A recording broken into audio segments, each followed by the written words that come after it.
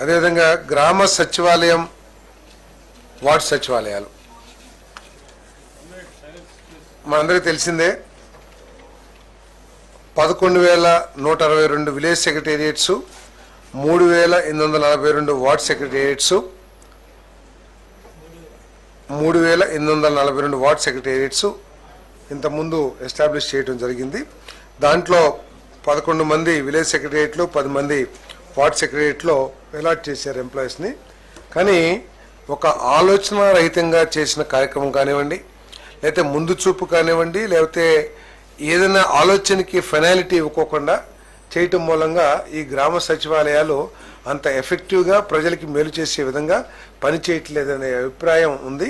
తర్వాత వీళ్ళందరినీ కూడా గవర్నెన్స్ చేయటం కానివ్వండి, వాళ్ళకు ఒక మార్గదర్శకం ఇవ్వటం కానివ్వండి, ఈ చాలా లోపాలు కనపడతా ఉన్నాయి.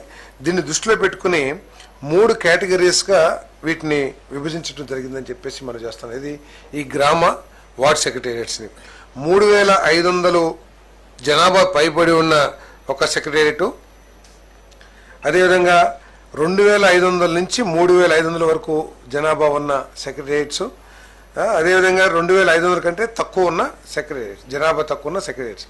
ఈ 3 సెక్రటేరియట్స్ని ఏర్పాటు చేసి 2,500 కంటే తక్కువ ఉన్న జనాభాలో 6గురిని, 2,500 నుంచి 3,500 వరకు ఉన్న జనాభా ఉన్న సెక్రటేరియట్స్లో 7 మందిని, 3,500 పైబడి ఉంటే 8 మందిని ఈ ఆల్రెడీ అపాయింట్ అయిన వారందరినీ కూడా కేటాయించడం జరిగిందని చెప్పేసి మనం చేస్తాం. నేను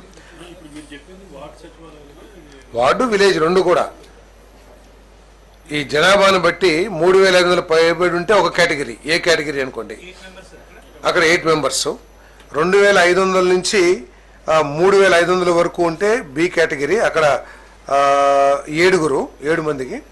అదేవిధంగా 2,500 ఉంటే ఒక కేటగిరీ, దాంట్లో 6 ఎంప్లాయీస్ని ఇవ్వడం జరుగుతుంది. దీంట్లో వీరిని multipurpose functionaries, technical functionaries, aspiration functionaries అని చెప్పేసి వీళ్ళని కూడా 3 విభాగాలుగా డివైడ్ చేయడం జరిగింది ఎవరిని ఎంప్లాయీస్ని. దీంట్లో ఏంటంటే టెక్నికల్ ఫంక్షనరీస్ ఏదైతే ఉన్నారో వీళ్ళు అగ్రికల్చర్ డిపార్ట్మెంట్ కానివ్వండి, పంచాయత్ రాజ్ డిపార్ట్మెంట్ కానివ్వండి, వీళ్ళందరికీ కూడా అనుసంధానంగా ఉంటారు. ఆ డిపార్ట్మెంట్స్కి వీళ్ళ సేవలు ఏదైనా కావాలంటే జిఏడి ప్రిన్సిపల్ సెక్రటరీ ఎవరైతే ఉన్నారో వారి ద్వారా వీళ్ళ సేవల్ని వినియోగించుకోవడానికి అవకాశం ఉంటుంది. రెగ్యులర్గా గవర్నమెంట్ ఇచ్చే ప్రోగ్రామ్స్ ఏదైతే ఉన్నాయో అగ్రికల్చర్ డిపార్ట్మెంట్ కానీ లేదా పంచాయత్ రాజ్, ఆ పనులన్నీ కూడా ఈ టెక్నికల్ వాళ్ళు చేస్తూ ఉంటారు. అదేవిధంగా వీళ్ళకి హెడ్స్గా గ్రామ సచివాలయాలు అయితేనేమో పంచాయతీ సెక్రటరీ హెడ్గా ఉంటాడు. అదే వార్డ్స్లో అయితేనేమో వార్డ్ అడ్మినిస్ట్రేషన్ సెక్రటరీ వీళ్ళందరికీ కూడా హెడ్గా ఉంటాడు.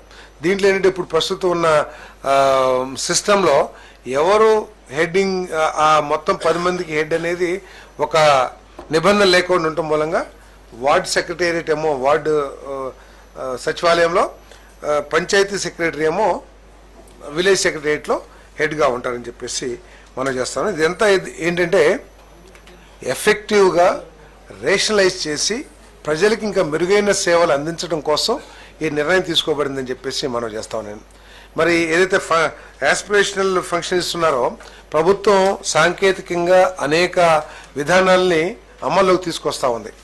డ్రోన్ కానివ్వండి, లేదా ఆర్టిఫిషియల్ ఇంటెలిజెన్స్ కానివ్వండి, లేదా ఐఓటీ కానివ్వండి, ఇవన్నిటిని కూడా ఏంటంటే క్వాలిఫికేషన్ ఈ వార్డ్ సచివాలయం ఈ స్టాఫ్ అందరూ కూడా చాలామంది హైలీ క్వాలిఫైడ్ పర్సనల్స్ ఉన్నారు.